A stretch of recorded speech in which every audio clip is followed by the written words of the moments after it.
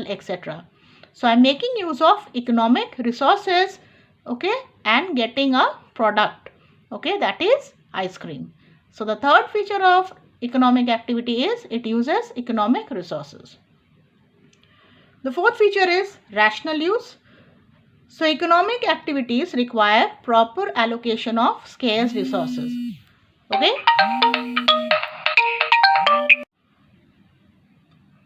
The fourth point is rational use. So economic activities require proper allocation of scarce resources.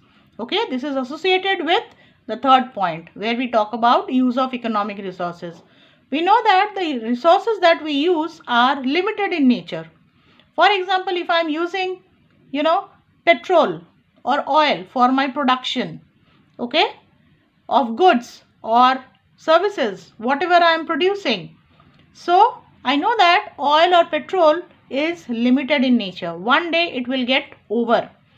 So economic activities require proper allocation of scarce resources so as to obtain maximum output from them.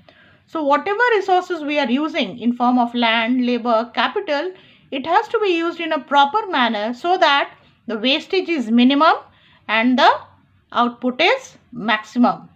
So these activities involve optimum utilization of land, labor, capital and other factors of production.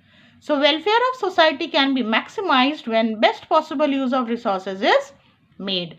So this point tells us that economic activities, wherever it is involving use of economic resources, should be done with proper or rational thinking in a way to reduce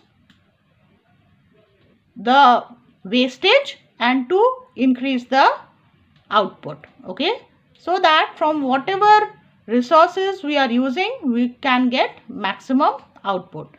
So why this is done? For the welfare of the society. For example, petroleum, if in the next 5 years we use all the petrol that is available on earth, what will happen in the next 6th year or 7th year or after 10 years? There will be no petrol left. So these kind of mindset should be avoided, and the mindset of providing welfare to everyone should be utilized when we talk about economic activities. The next is, it is related to economic growth. So economic activities determine the level of economic development of a country and the standard of living of citizen. Okay, so if we are involved more and more into economic activities, more and more goods will be and services will be produced in the country, and this will lead to a lot of economic development, okay, and in a way it will also improve the standard of living of its citizens. So as you can see in the present scenario, everybody is talking about using the Indian products, everybody is talking about Atmanirbharta and all this. So these are all related to such activities. So all the activities, all the economic activities are directly related to economic growth. More the economic activities, more the production of products and services, more will be the growth of the economy and the standard of living of citizens. The next point is, it should be legally valid. So human activities performed for economic gain are called economic activities. From the definition we have learned this, but here is a but, only when they are lawful. Means smuggling, dacoity, theft, they are also, activities which gives you money. But can you consider it as economic activity? No. Why? Because they are unlawful. They are opposed to public interest. So these activities cannot be called as economic activities. Okay. And the last one is socially desirable. So economic activities are desirable for society.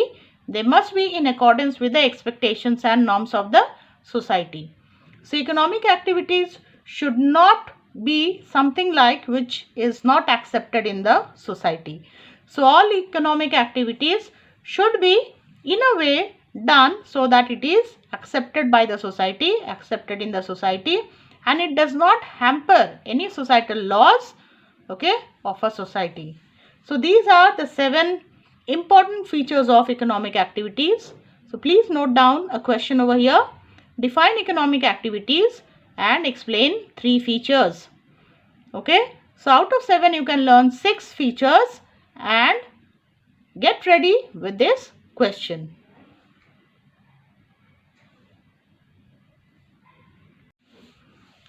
Now we'll talk about the other type of human activity, that is non-economic activities.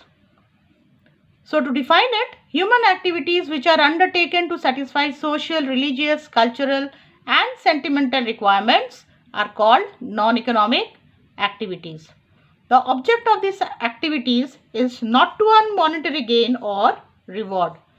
Okay. So people who are engaging in non-economic activities, they engage for the reason of love, sympathy, religion, etc. Okay. For example, a mother looking after her child, a student donating blood, an old man going to the temple daily, a rich man donating money to the Prime Minister's Relief Fund, a young man helping a blind girl crossing the road, etc. are examples of non-economic activities.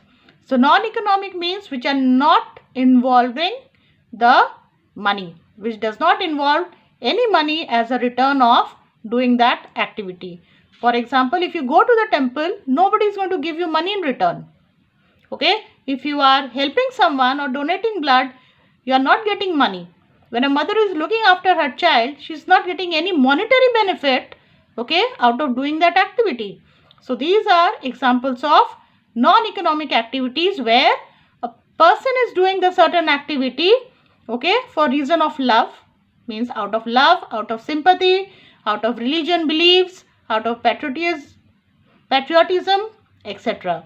Alright, so they are non-economic in nature. Okay, money is not involved.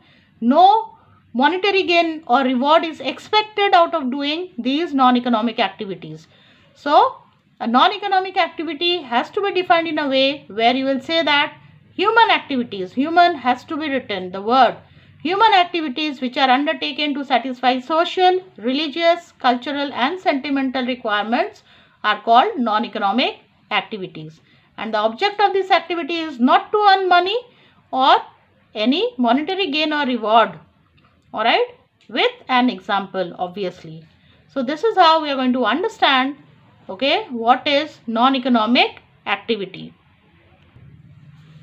Now after understanding what is economic and non-economic activity, okay, one very important question comes in our mind, that can an activity be considered both as an economic or non-economic activity?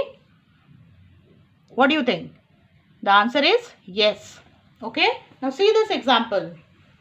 A teacher teaching in the class. Okay. And that same teacher coming back home and teaching her child.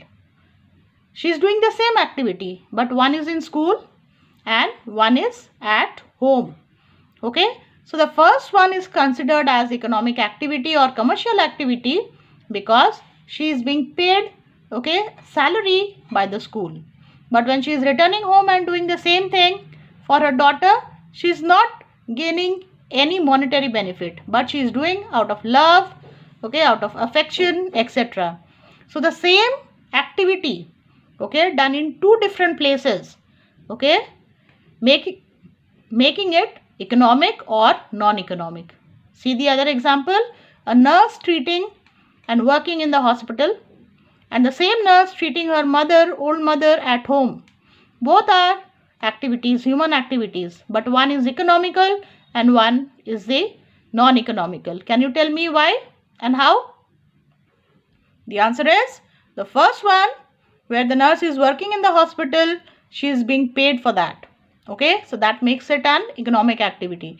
But the same activity when she is doing it at home out of love and not getting any monetary benefit, okay, is considered as non-economic activity. So this is very important for us to understand that the same activity can be economic and non-economic at the same time.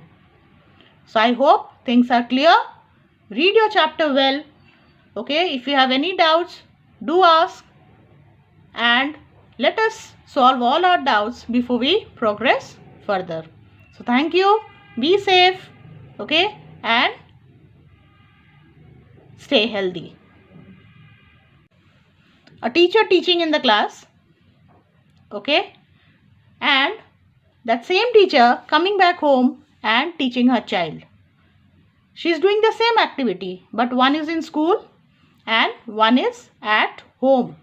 Okay, so the first one is considered as economic activity or commercial activity because she is being paid, okay, salary by the school.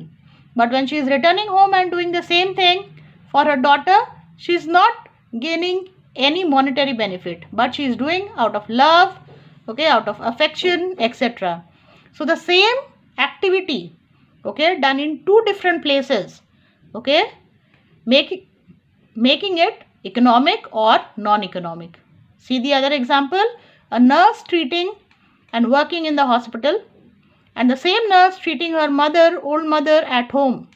Both are activities, human activities, but one is economical and one is the non-economical. Can you tell me why and how?